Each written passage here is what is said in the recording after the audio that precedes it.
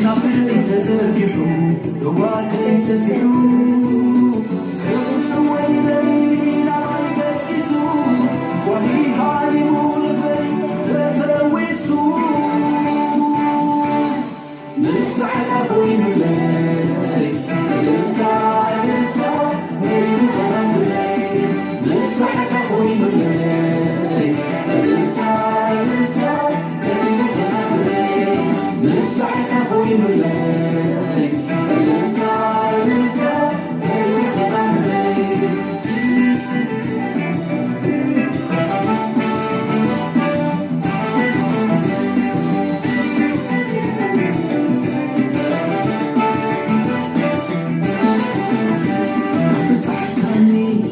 ሰማያዊ ንርጻሕ ዝምረኽብረካ ኢየሱስ ኣብ ተጽባሕ ካብ በጻሕካኒ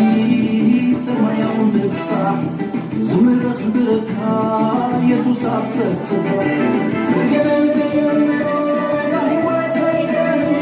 ውራይ ምምላኽ ንዓኻዮ ብሓቂ ብሓቂ ገበን ተጀምሮ ናህይወተይ ደኒ ውራይ ምምላኽ ንዓኻዮ ብሓቂ ብሓቂ